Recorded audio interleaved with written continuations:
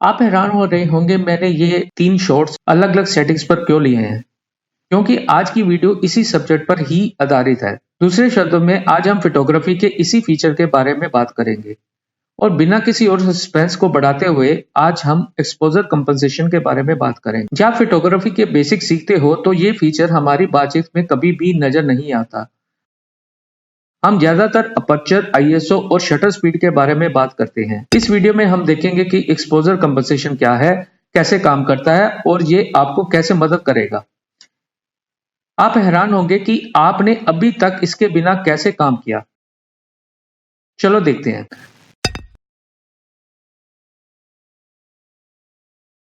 आगे बढ़ने से पहले मैं आपका और नए सब्सक्राइबर को थैंक्स बोलना चाहता हूं जिन्होंने मेरा चैनल सब्सक्राइब किया और कमेंट्स दे रहे हैं और मुझे फीडबैक भी भेज रहे हैं। आपका हर एक लाइक और कमेंट मेरे चैनल को ग्रो करने में मेरी मदद करता है। जिन्होंने अभी तक मेरा चैनल सब्सक्राइब नहीं किया, सब्सक्राइब बटन पर क्लिक करें और बेल को क्लिक करना ना भूलें, ताकि जब भी मैं कोई नई वीडियो अपलोड करूं तो आपको मेरी नई वीडियो का नोटिफिकेशन मिल जाए। जब हम कोई पिक्चर शूट करते हैं तो हमारा मेन एम ये होता है कि हमारी पिक्चर का एक्सपोजर ठीक ठाक हो। तब हम एक्सपोजर ट्रायंगल का यूज करते हैं, मतलब correct settings of aperture, shutter speed and ISO, और हम सारी सेटिंग इसके हिसाब से करते हैं।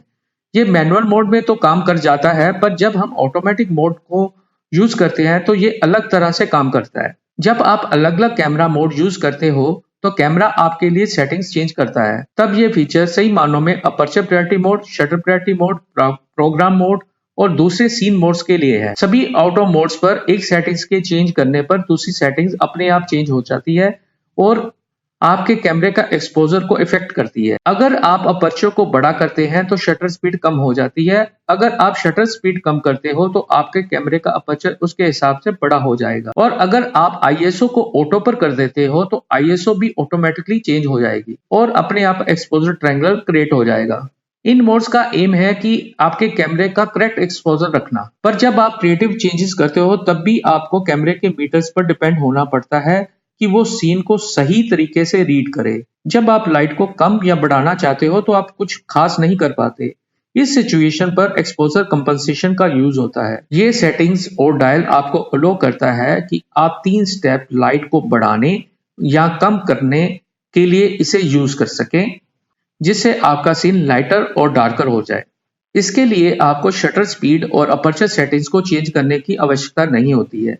कुछ सिचुएशन में आपका कैमरा लाइट को सही तरीके से रीड नहीं कर पाता या आपके हिसाब से उस तरह की लाइट रीड नहीं करता और गलत एक्सपोजर सेटिंग्स को सिलेक्ट कर लेगा, या तो वो आपके हिसाब से ओवर या ज्यादा अंडर एक्सपोज हो जाएगा। जबकि पता चलता है ये तो मिड ग्रे 18% पर है।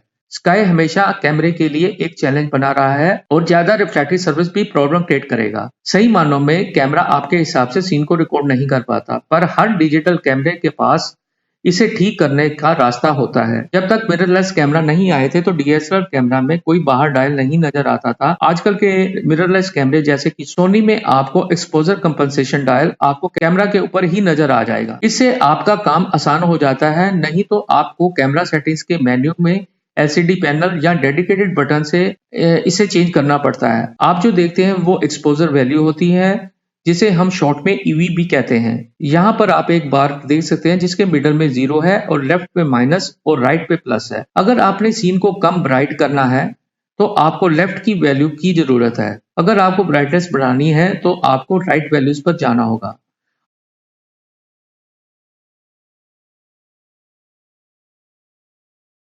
आसान लैंग्वेज में माइनस डार्क पिक्चर्स के लिए और प्लस ब्राइटर पिक्चर्स के लिए। DSLR settings. First option, camera settings के पैनल में जाकर बटन को प्रेस करें। एक्सपोजर वैल्यू बार को एक्टिव करने के लिए जॉयस्टिक डायल को यूज करें और अपने कैमरा के गियर व्हील को एक्सपोजर कंपनसेशन इंक्रीज या डिक्रीज करने के लिए यूज करें। दूसरी ऑप्शन, आप उस बटन को फाइंड करें जिस पर ब्लैक एंड व्हाइट में प्लस और माइनस का निशान हो। उसे होल्ड करके कैमरा डायल को रोटेट करें। राइट पॉजिटिव एक्सपोजर को बढ़ाएगा और लेफ्ट नेगेटिव एक्सपोजर को। एक्सपोजर कंपनसेशन को यूज करना बहुत आसान है और ये उसी तरह काम करेगा और जैसे कैमरे में डायल करता है। प्लस साइन आपके सीन को ब्राइट करेगा और माइनस साइन डार्क करेगा। जैसे कि अगर आप स्नो सीन को शूट करते हैं तो वो मोस्टली ओवर एक्सपोज हो जाता है ओवर एक्सपोज का मतलब है कि सीन में लाइट काफी बढ़ गई है, जो हमें नहीं चाहिए थी। तब हमें सीन को थोड़ा डार्क करने की जरूरत है। तो एक्सपोजर बार के डायल को -1, -2 या बहुत एक्सट्रीम केस में -3 पर ले जाने की जरूरत होगी।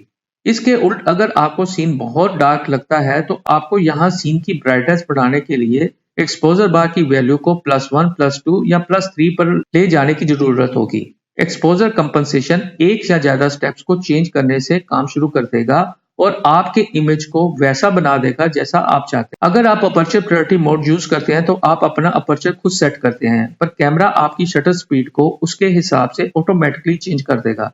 और जब आप शटर स्पीड प्रायोरिटी को सिलेक्ट करते हैं तो आपको शटर स्पीड चूज करनी होती है और कैमरा अपर्चर को खुद सिलेक्ट कर देगा।